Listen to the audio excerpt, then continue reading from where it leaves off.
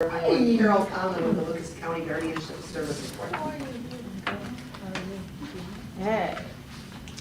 All right. Welcome, everyone. So our next item on our agenda is the, gotta approve the minutes, right? Yep, you gotta approve the minutes. Okay, the approve the minutes from September 6th. Can I get a motion, please? Motion. Second. Okay. Are there any other questions on that? All right, all those in favor? Aye. Any against? Any abstaining? All right, to the next one, Jenny. Hold We on. need a Oh. roll call. Okay, why don't you go ahead and do roll Oh. call real quick? Okay. It's not, no. It's- Ms. Banks, Here. Mr. Arnold, I'm here. Ms. Bell, Here. Mr. Brown, Here. Ms. Carter, Ms. Friedman, Here. Mr. Janai, Here. Reverend Gordon, Ms. Harding, Here. Ms. Mendoza Locke, Mr. Knowles, Mr. O'Connor, Ms. Rodriguez, Here. Dr. Russell, Here. Mr. Stengel, Major White. Here. Okay, so now I can go to number 4. Jenny. Everybody, the financial statements start on page 7 of the packet. And these are our first financial statements for fiscal year '23, and it's the months of July and August. So there's no, the fiscal year to date versus actual is actual. So on page 7, we have our statement of revenues and expenditures. And I will point out on the local levy revenue, our budget for fiscal year '23 is $18.6 million, and that's based on the auditor's office most recent projections. Back when we were doing our levy campaign discussions with them, they put together projections for us. And we received just over $8 million of that in August. So you'll see that in the variance there on the first line. Then in the, it looks a little silly for the federal revenue and the state revenue that we have very little budgeted, but most of those come in as quarterly allocations. So the budget for that hits in September. So we expected that to be in September for those. Then going down to the expenditures for the current period, the July and August period, there is a variance in the grant funded program expenses. Most of that is due to a delay in the fiscal year starting and the signing of the contracts and then getting the payments out. So like our agency agreements have to be signed by a member of their board. So sometimes it takes a little bit longer for some of that to come back. Some of our other annual contracts that we would have budgeted throughout the year were just a little bit delayed in getting started. But I do expect that to catch up for September. And then in the purchase of service expenses, that one, we always have a little bit of a delay in the beginning of the year because the agencies are still wrapping up their treatment billing from the prior year. So most of the first, I would say most of July and a good portion of August, they're still billing prior year claims. So we see very little expenses on that usually. And then for the months of July and August, because we received $8 million of our levy revenue, we had an increase in net assets of $5.2 million. Then on page 8 is the balance sheet as of August 31st. So this would be July and August changes there. In the cash, mostly that increased because of our levy revenue, but then we also paid our July grant payments off of that. In the accounts receivable, you'll still see a pretty big balance of $3.4 million at the end of August. About $2 million of that is our agency underspending, so which we took, which came off of their September grant payments. So that will have cleared itself out in September. So if the agencies had underspending at the end of fiscal year '22 in their grants, we either allow them to send us a check back or we take it back off of a future payment. And most of those came off of their September payments. So you'll see that cleared out when you see our September financial statements. The remainder of that accounts receivable is OMAS revenue that we recorded at the end of the year, fiscal year '22, and we were just waiting for the cash on those. And then you'll see in the liability section that most of that has cleared out. The accounts payable has significant decrease. Those accrued expenses that we accrued at June 30th have been paid. Then our non-designated board fund balance at August 31st is $23.3 million. And the payments for July and August are on pages 9 through 13. And you'll notice quite a bit there. We had our July grant payments. We also pushed out most of the additional agency allocations. If you remember back last fiscal year, we had a discussion about additional funds for the agencies. We allocated $1 million to our agencies to help them offset some of their costs. And most of those payments did go out in the months of July and August. And then I have a motion on page 6. So moved. Second. Is there any other questions? All those in favor? Aye. Those against? Any abstaining? All right, motion passes. Next one, Jenny. Okay, I'm gonna be on page 14. I'm gonna try to make this as simple as possible. Scott preempted this a little bit at the board meeting last month, how we have a little bit of a goofy timing situation with some of the state opioid response funds from Ohio Moss. So they did notify us so I will preface by saying the grants that we got were SOAR 2.0 Year 2 and SOAR 2.1 carryover. They all ended September 29th of 2022, so just last week they ended. Ohio Moss notified us in just a couple weeks ago, I don't have the exact date, that we could use those funds that we did not spend into the next year. So Scott, I think, told you a little bit at the board meeting how our intention for those funds is probably just to fund another month of the grant for our agencies going forward. But until we know the final spending through September 29th, which the agencies are still working out and haven't submitted to us yet, we don't actually know what we have available to allocate for the agencies to use in October.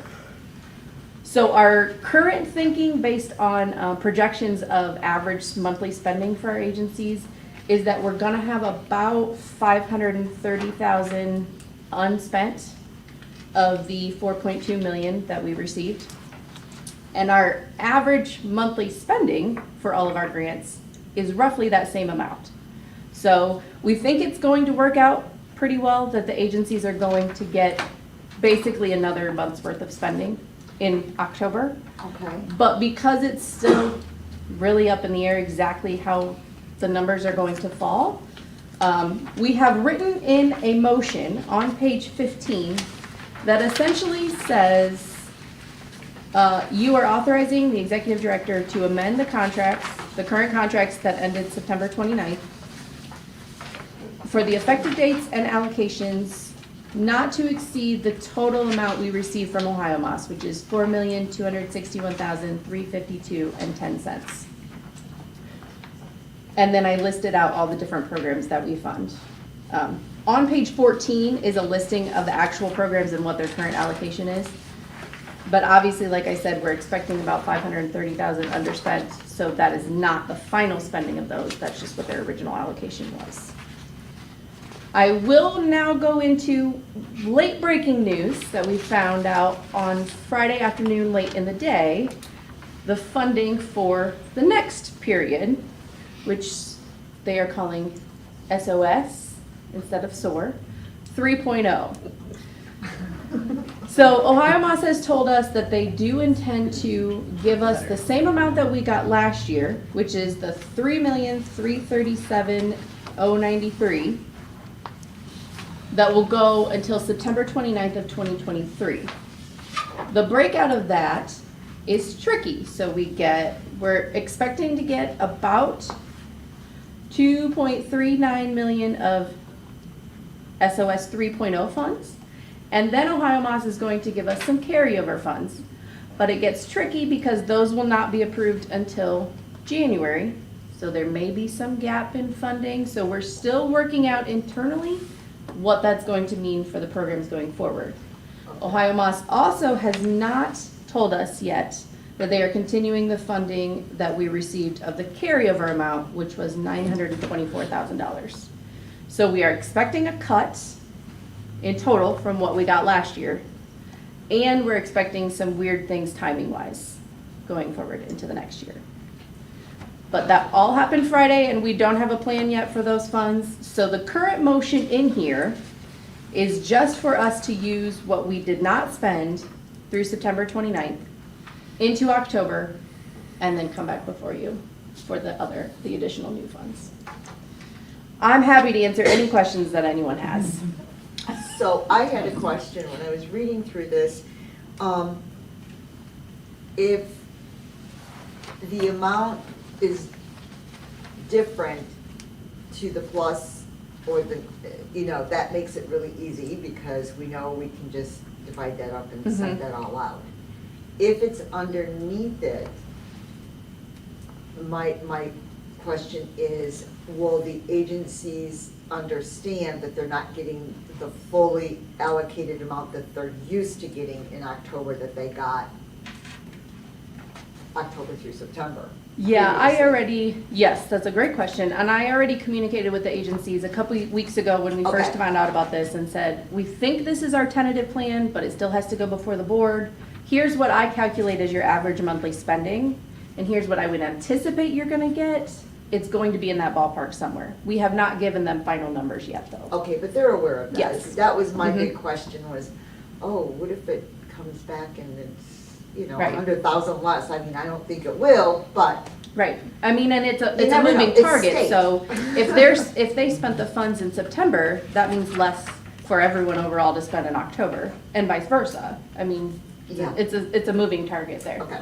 And understand that we could use 3.0 funds anywhere retroactive to October 1st. So Oh, all that okay. would do though is impact what is available moving forward. Okay. But if the agencies are not being left, like, let's say we have 550,000 and the total amount that has reimbursed is 575, the agencies aren't gonna be left with whatever, because we can retroactively pay, like, Yes, however, we have not decided what our formal plan for 3.0 funds is going to be yet. So that hasn't been communicated to the agencies at all yet. I feel comfortable stating that we would hold them harmless regarding current operations until we can make a decision. I mean, it Yes. doesn't, we know a cut's coming, not only this year, because they haven't responded to, as Jenny said, were they gonna reimburse us for that 924,000 that they didn't consider? And they also told us next year that we are taking that 30% reduction. So whatever we do to finalize this fiscal year and go into next, we need to have a strategy for what we want to prioritize because there are cuts coming. And agencies, especially those with union contracts, need 90 days or so to inform their staff if they happen to have reductions that they need to incur because of the loss of these funds. So there is a motion on the top of page 15.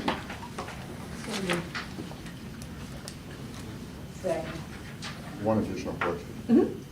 Now, the unspent funds, unspent and unencumbered funds, there's no carryover, meaning that's it. They basically just, For the agencies, correct. Okay. OMAS has told us that we can carry over and then use them into October. okay, thank you.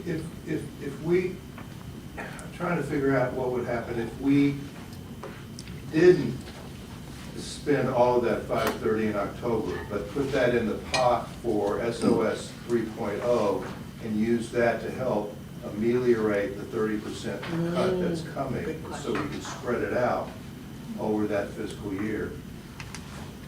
That the problem with that would be that people would start seeing reductions right away. Without notice. Without notice, yeah, Right. okay, all right. And- I said to say it out loud. Yeah, and, it would, I don't know, discount the high likelihood that there's gonna be a whole bunch of SOAR money in 3.0 and the 2.2, no-cost extension that will remain unspent, that the state can then redistribute to us. I mean, we're not gonna purposely create a deficit here, right? But we are gonna have to do a balanced budget and let them know that, hey, these needs are still here, and if you have money remaining, we'd like our programs to remain whole.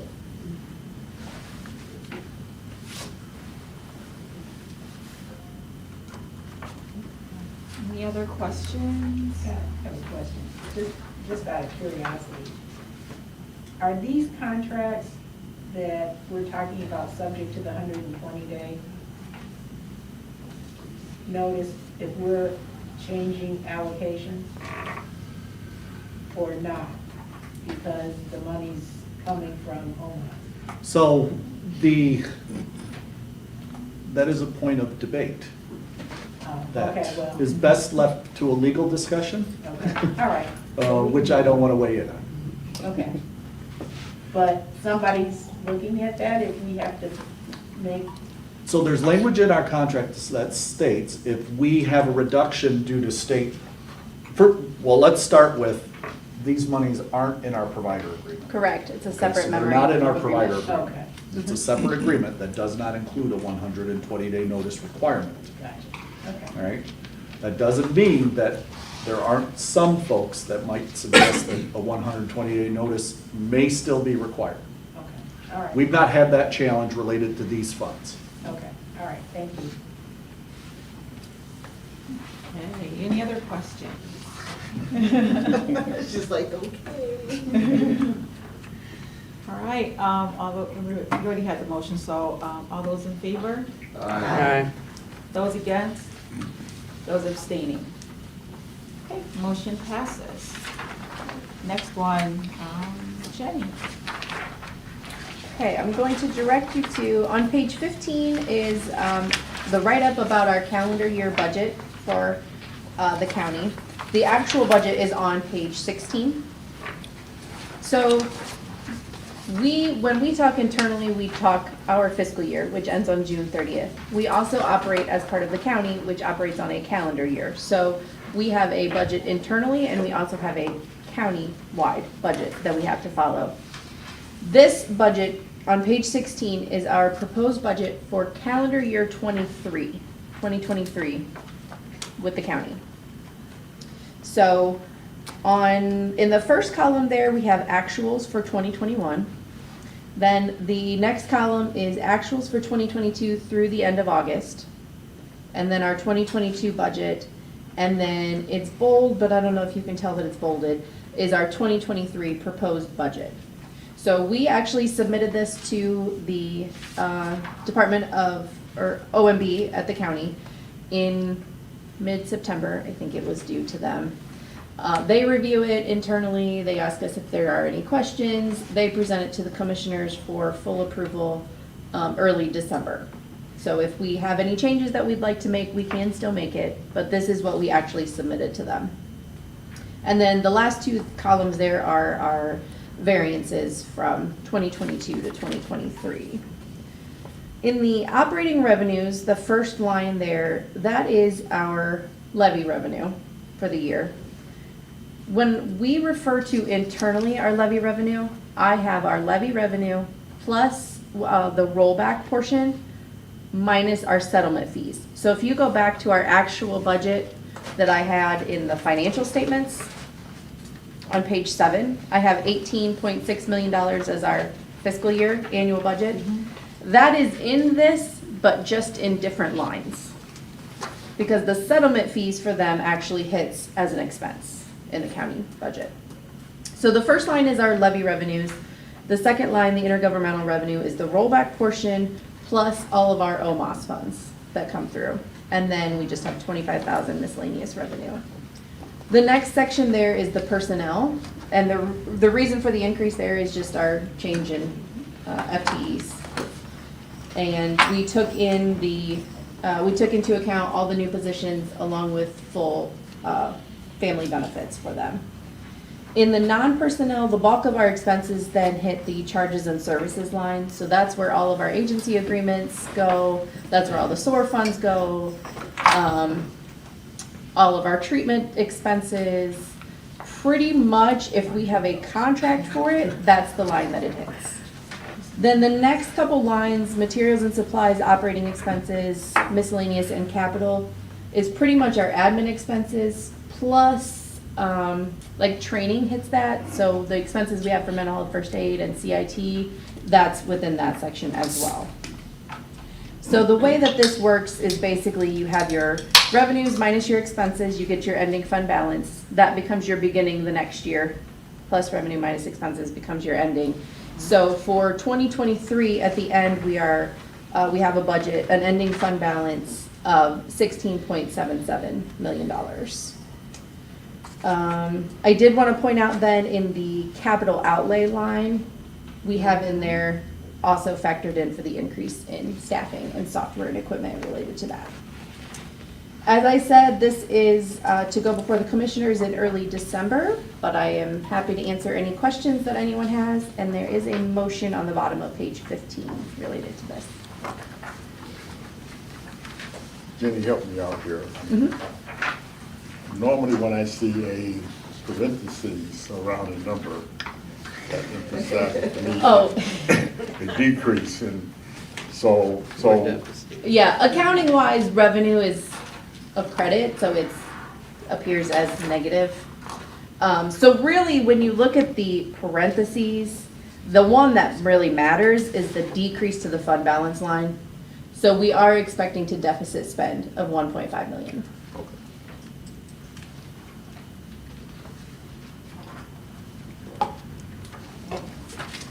Is there a motion to approve? Or I'll motion. second. All right, any other questions at all? Okay, all those in favor? Aye. Those against? Those abstaining?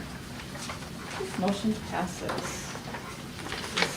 The next one is Scott. We're going to give Jenny a quick break.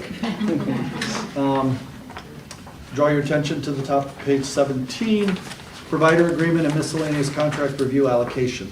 So each year we undertake a review of our contracts, and usually it's a fairly cursory review conducted by a knowledgeable attorney with experience in the behavioral health field. Previous to 2022, we used Christina Shanak Diaz. Ms. Diaz became employed by our state association, so she was no longer in private practice. Last year, we used Frank Hickman and Louder. And when we were reviewing some of the miscellaneous agreements last year, Frank had suggested that we should go and do an overall of our main provider agreement, plus our MOA, which would get to Ms. Bell's point. That she question that she asked earlier, to settle out all that. And we believe this needs to occur now so that we can get this agreement written draft form so that we can get advance copy to our provider network in December, get their feedback, integrate the feedback, and then settle in on recommendations for the final draft contract revision in time for issuance of 120-day notices as of March 1st. So think about it in the context of we'll take a first glance at it, we'll send it to the providers, we'll get their vision back, we'll send it back to Frank, Frank will review it again, make some final recommendations, and that would be the version that you would see and tentatively approve for issuance in the 120-day notice process, assuming there's substantial changes in the contract, which I believe there will be. From there then, anybody who would disagree with those changes would have to go through the appeals process to make those changes. So there would be that secondary review from the provider agreement or providers that we would be able to hash out over time in the 120-day notice process. So with that, we're asking for $12,000. Frank has indicated that he can do it for that amount and for that time frame. But to go over the time frame, it basically will, in January, you're going to, We would bring the first draft to you all so that you can look at it and give us any recommendations in January. Okay. Yeah, in January, and then, and that would be already after the providers would see Okay. it. So you would see, I like, just the wanted to get a providers. clear path there, yeah. We would get it framed by the end of December. It would go to the providers for comment. We give them 30 days or so. Frank would bring it back with recommendations. Then that would be the changes you guys would see in either the January or February, probably the February timeframe. Okay, that makes For more use in, when you issue the 120 notice. Because remember, we have to write the 120-day notices to match the changes in the contract as well. Okay, that makes sense, all right. A lot of moving parts to that part, but it's long overdue. I mean, our contract provider agreement is 30-some pages long. And so that's this patchwork of things that we need to just realign and reconsider and rethink about what we're asking organizations to do. Didn't we just do this recently? We To didn't. some extent? We didn't do it to the extent that we are doing it now. Last year, I used my discretionary account and some of the legal fees related to the legal proceedings that were going on, Right. because they were all kind of associated. This year, it's a different legal issue, so we're not comfortable plugging it into just the legal fees that are already there. So the motion is on the middle of page 17. So moved. Second. Okay, any other questions? I would just like to point out that the motion is retroactive to October 1st. Oh, okay. I read that. Any other questions? Okay, all those in favor? Aye. Those against? Those abstain? Okay, motion passes. All right, and then the next one, I think we are back to Jenny. Scott said it was a short break. This is on the middle of page 17. A request for increased funds for Family and Child Abuse Prevention Center's treatment dollars. You might remember we came before you in June and asked for an increase to their fiscal year 22 allocation. They've had a lot higher number of people served than they have in the past for a number of reasons, mostly pandemic related. Just the number of people that they have been serving has increased. And they have been billing Medicaid and what they normally do, but therefore the amount of people that fall under what could be covered by us has increased as well. So we, in June, you approved an increase of $7,500 for them. We have about $3,300 of claims that have already been through the process that have been approved in our internal process. We just don't have money to pay them.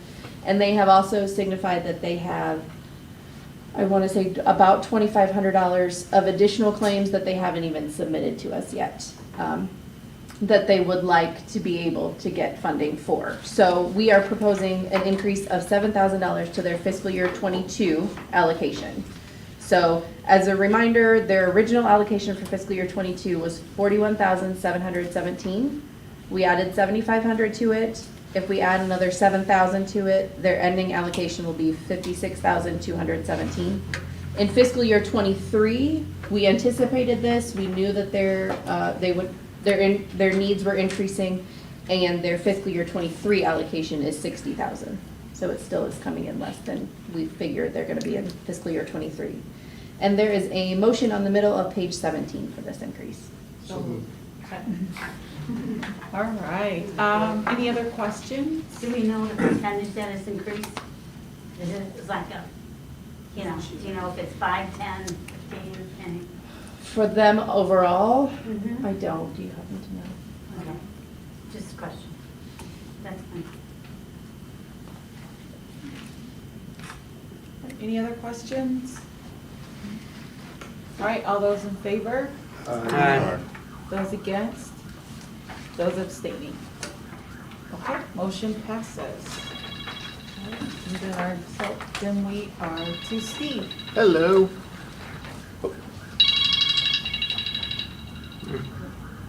I'm really boring, I don't need the competition.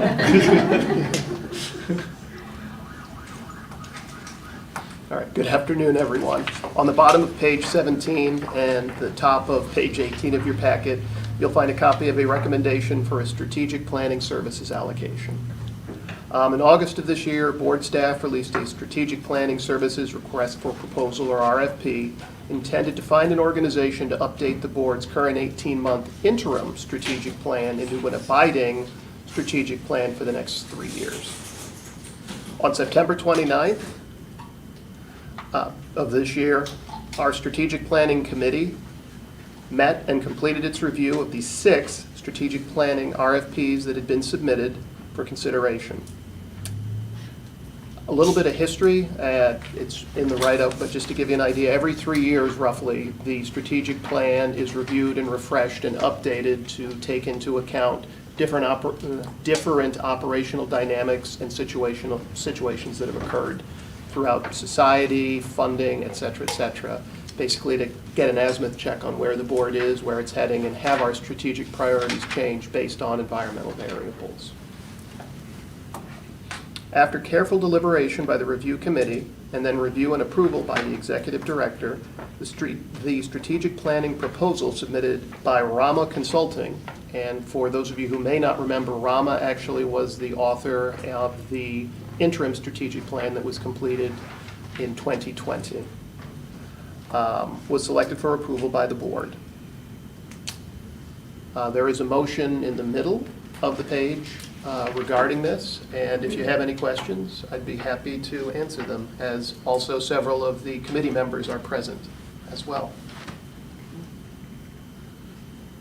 The process was amazing, and again, I want to applaud Steve for our wonderful easy grading grid that we got. It really focused us in as a team, and we were able to really look at these through some tough lenses, because we wanted to come out with the right organization to lead us through this process. That the entire committee was very committed to that. So if there are any questions, I mean, Rama still, even though we graded them toughest, I think overall, as a team, we were harder on them because we have worked with them, but they really seem to have expressed their wisdom in regards to us as an organization, and we wanted to benefit from that wisdom.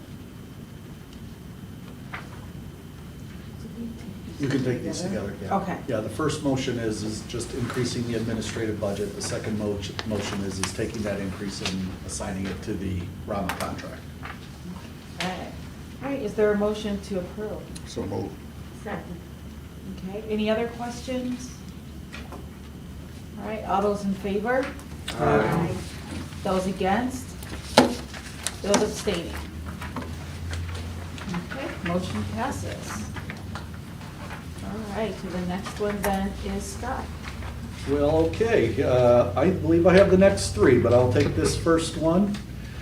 And we're looking at the bottom of page 18 and half of page 19.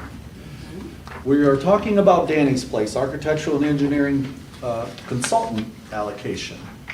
And I want to remind you that what we're requesting is money that you've restricted already, designated for the purposes of Danny's Place, the adult psychiatric rehab facility. And now what we're asking you to do is assign a portion of that restricted funds to another vendor. If you recall, you assigned some of those funds to our owner's rep, which is HPlex. And since that time, the project has really moved forward rapidly. Having an owner's rep and selecting HPlex was a very good decision made. They really know what they're doing, and they keep us true to the process, they keep us moving forward. And they helped us organize the architectural and engineering RFP.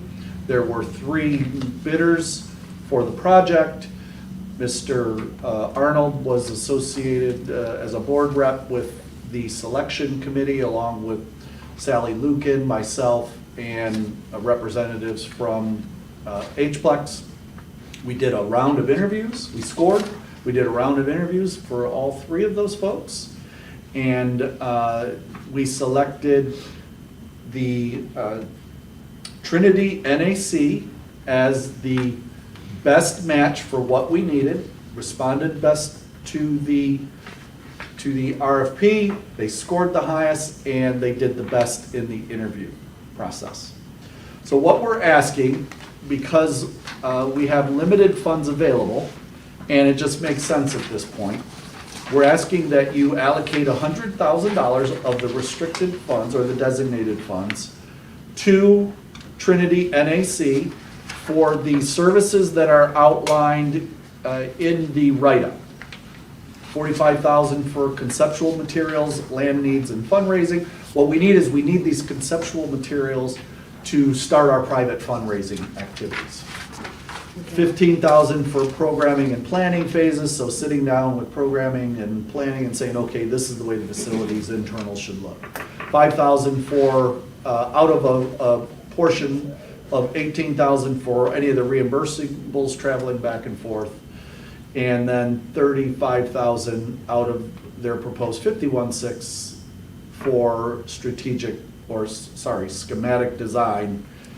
And then we're also requesting an additional $15,000 unrelated to the Trinity work for miscellaneous providers to conduct feasibility activities unrelated to either the Trinity contract or the current HPlex contract.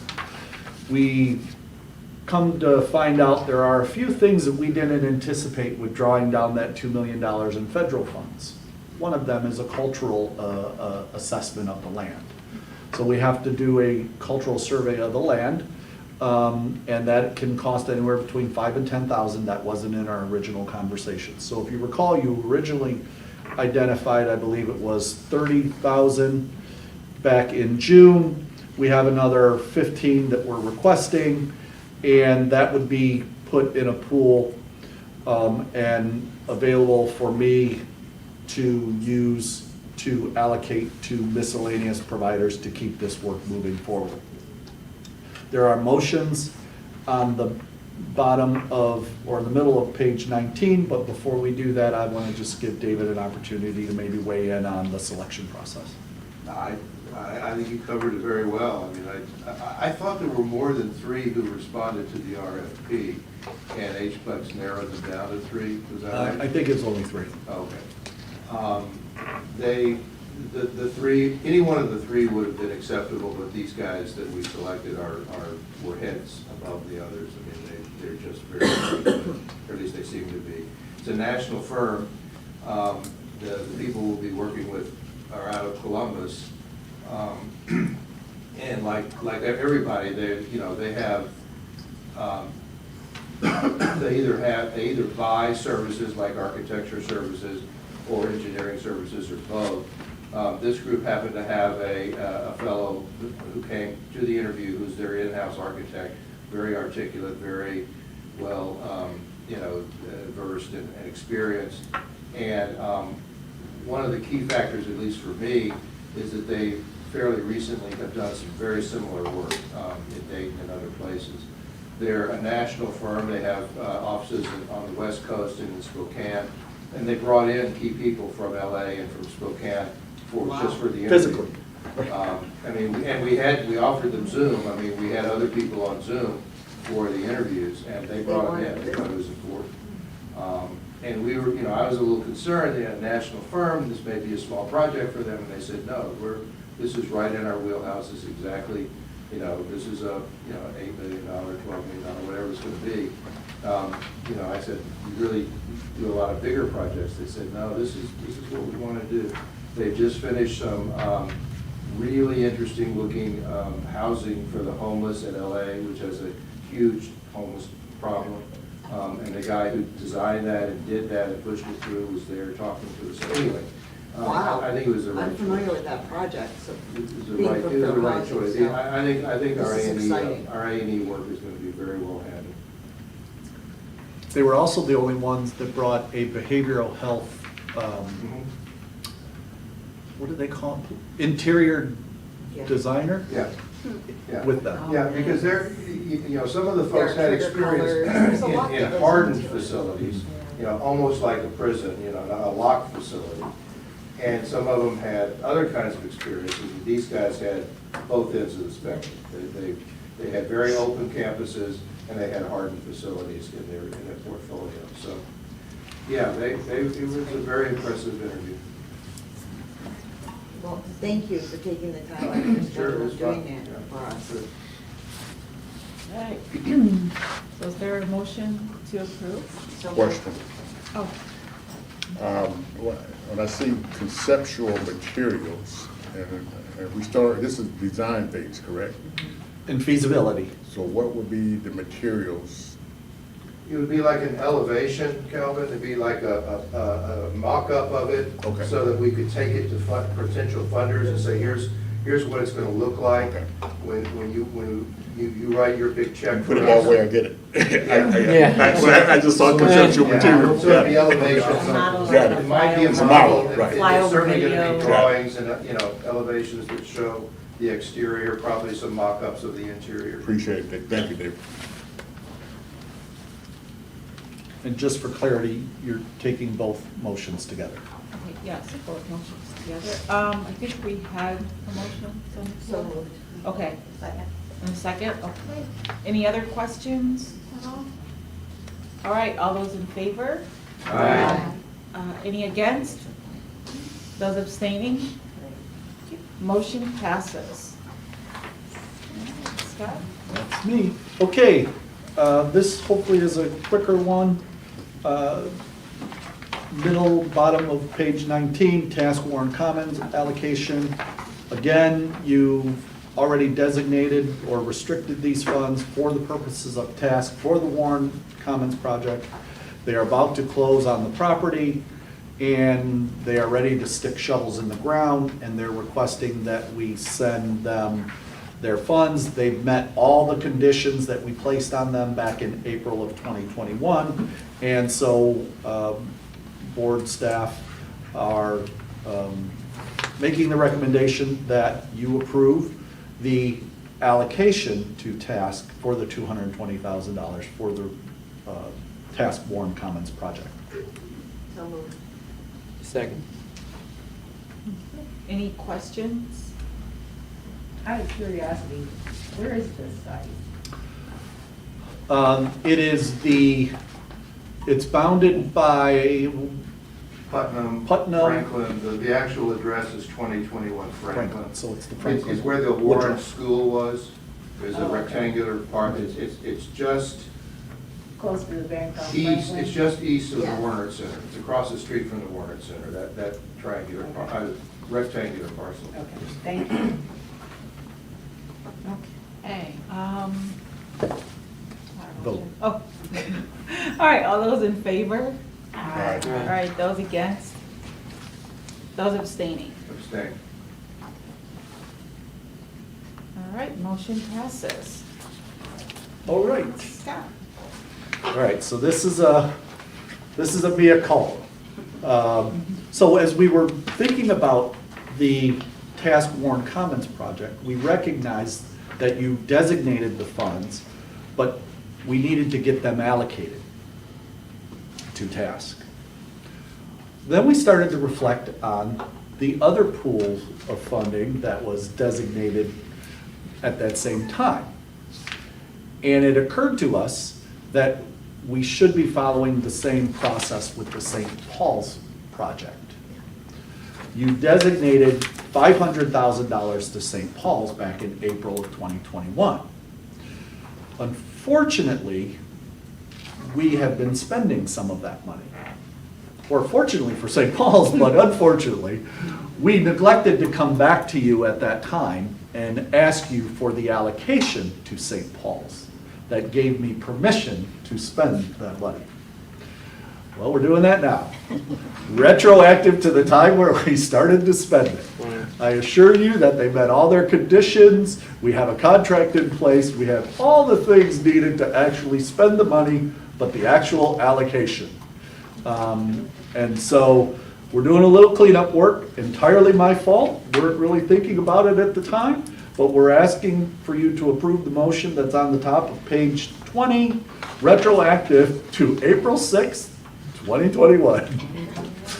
This isn't, is this what we talked about? It is. Okay, interesting. Yeah, I was, Just a quick side note, we've paid $30,800 to St. Paul's of the 500,000. So, I mean, it's not like we paid You're reading my half of brain. it or something. and how many, I how could have paid many, some of it with my discretionary account, but then I would have used all of it. how many beds does this increase? They're in the planning process. Oh, they're still in the planning, okay. So they're doing some of the conceptual work right now to create their capital campaign that we're starting to embark upon with our Danny's Place. So, I'm making a motion. So moved. All right, second. Okay. Any other questions? All right, all those in favor? Aye. Those against? Any abstaining? All right, motion passes. Thank you, and I do apologize. All right, so the next one is Michael. We have a motion on page 20 for the community mini grant allocation for FY '23's first cycle, which we split the mini grants into two cycles, one starting July 1st through December 31st, and the second starting January 1st through June 30th. This is for that first cycle that starts July 1st. We had 19 different applications come in or proposals for the mini grants. I think that is in part for some of the outreach we did this time. We did billboards, we did ads, we did radio. So we kind of went outside of our normal scope for advertising for the proposals. And through that, we've received 10 new proposals. So there was 10 new proposals with innovation and great ideas. Out of those 10 new proposals, 5 were actually funded in this, well, hopefully will be funded in this particular motion. 5 are organizations that we've had before. 2 were disqualified because they didn't meet current eligibility standards. And the other was just, these were the top 10 that were voted. So those are on the following pages. You will see a lot of interesting programs, different things from transitional programs that are going into schools and helping with the homeless, programs that are doing educational classes, workshops, seminars. We're seeing a lot of interest on homelessness with a lot of these programs. But it was a great opportunity for us to see some new organizations, some new ideas and innovation. So that was pretty exciting for our teams to be able to see some new things come in and have an opportunity to do something different with these funds. There's a proposal at the bottom of page 20. Or a motion, I'm sorry. I have a question. Yes, I did ma'am. see where some of them say where they're located, but others didn't say where they were located or who they were associated with. So that's the only question I have.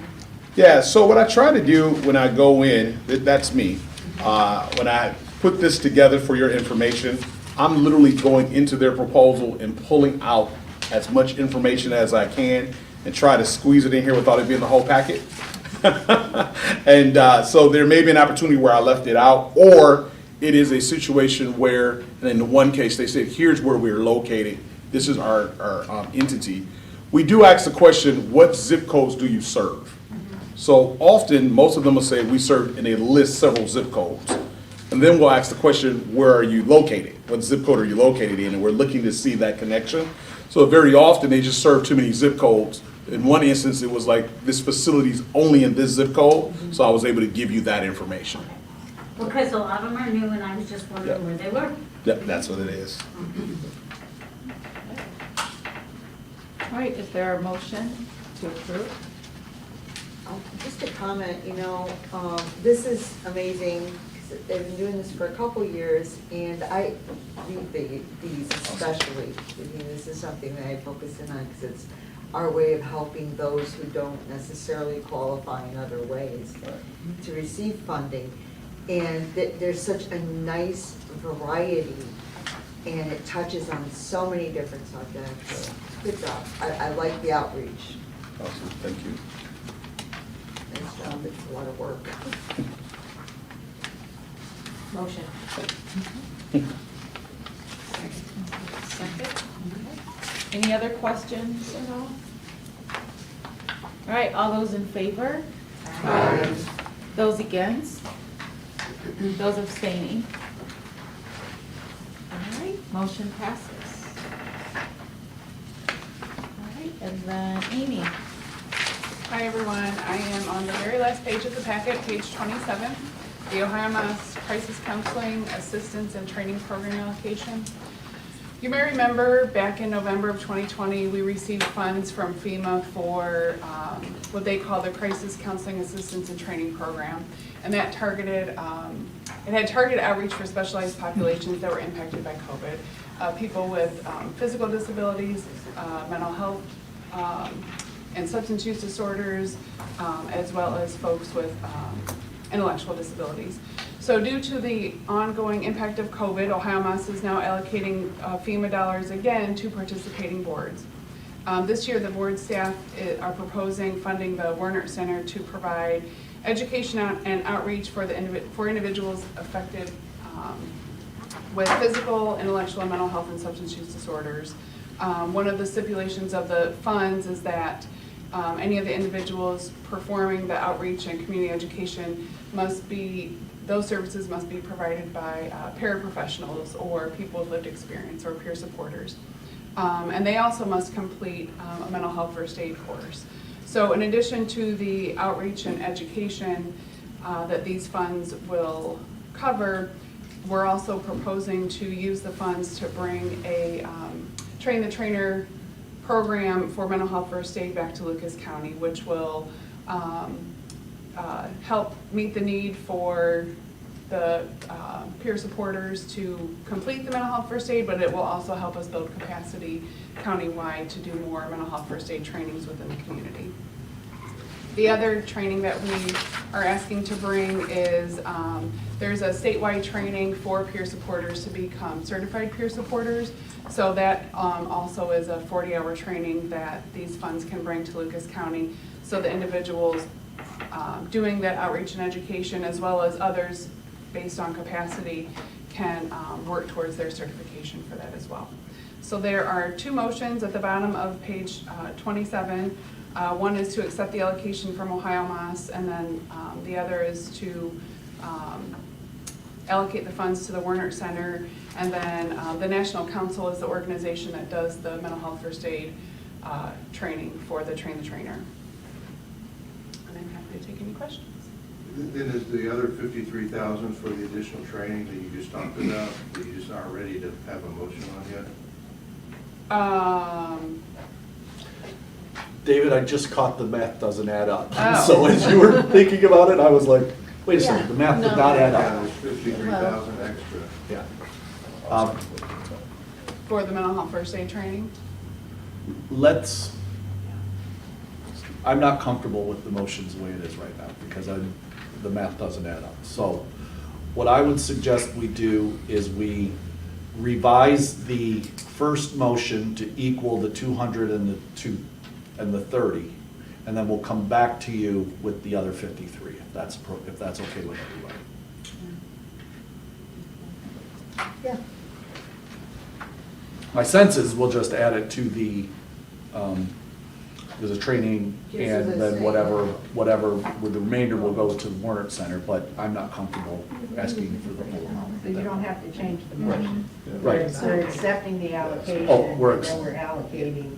30 of it, so. So we'll And come so we back. just have a BAP sitting. Thank you, yes, So that actually was purposeful. okay. So if, Let me in on it every once in a while. It's because we're keeping the funds. if Right, we're keeping the funds to spend internally of that 53,000 difference. If it's over 25,000, we have to bring it back before you, Nate. So the only one that would be over the 25,000 was the 30,000 for National Council. So the other stuff would be for the other training and then some additional outreach and marketing internally. That makes sense. That's what the math on that. So I move the two motions. Can we split them, please? Yes. Okay, So so do I'll just move the the first motion. I'll second it. Okay. All right, so on the first motion, any other questions? All right, all those in favor? Aye. Those against? Those abstaining? Abstain. Okay. So that motion passes. I'll move the second motion. Okay. Second. Second. Dr. Russell's. All right, any other questions on the second motion? All right, all those in favor? Aye. Those against? Those abstaining? All right, the second motion passes. All right, open session. All right, Richard?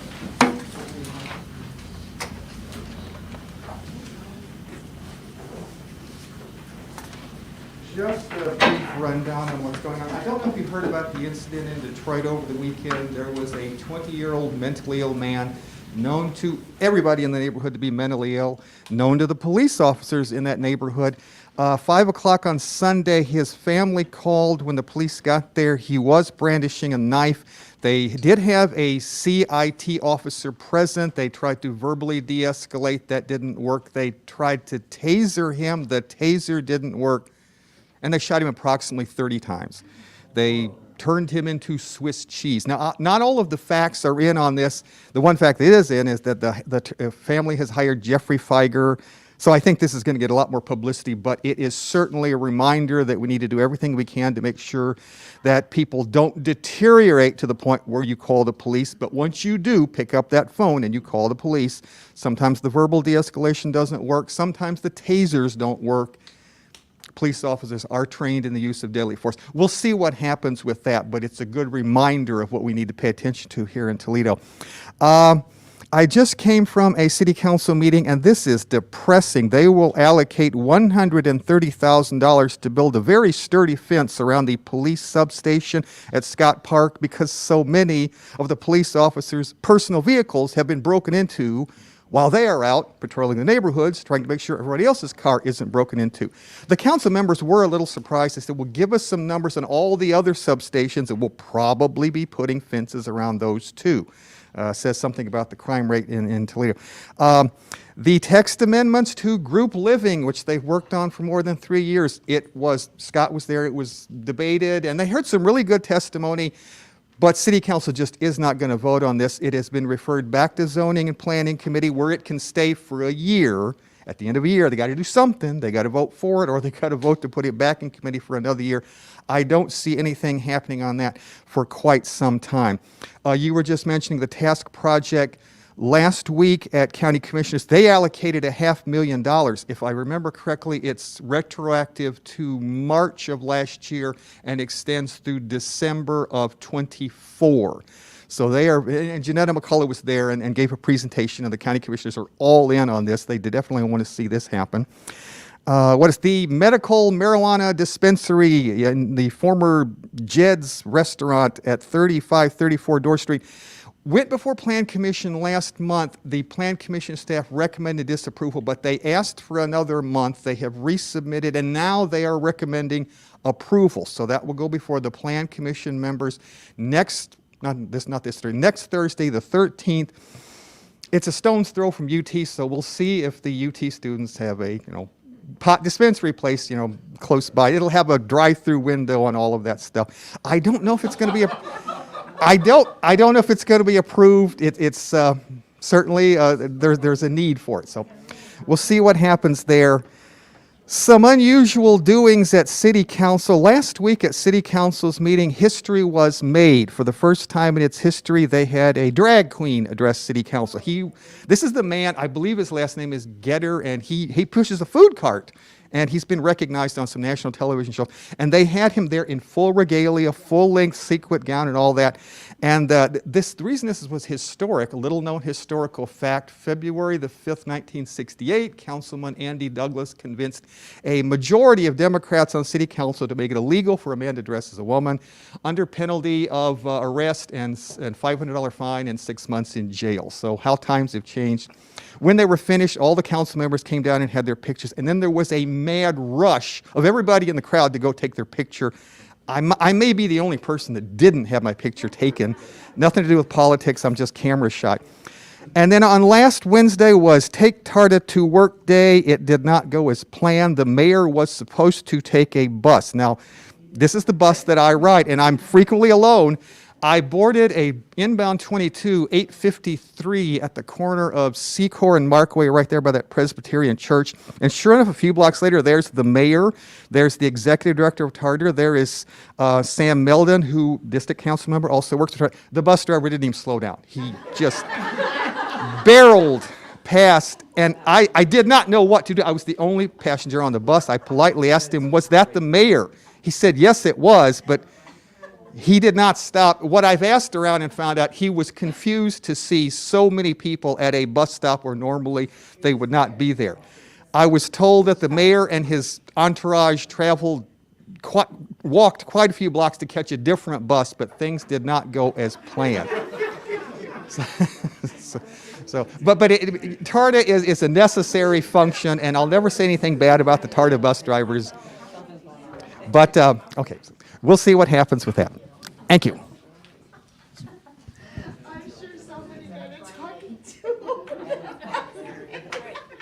Anyone else have anything for open session? Thank you, Richard. Thank you. If anybody wants any COVID tests, we have a supply here that you're more than welcome to see me after the meeting, and we can disperse some. Can I get some of those? I have Sure. an announcement. Coming up next Saturday, October 15th, is the Social Butterfly Present, along with the Better Business Bureau, Taylor Automotive, Huntington National Bank. It's the Fall Expo Extravaganza. It's going to be April 15th from 11 to 4.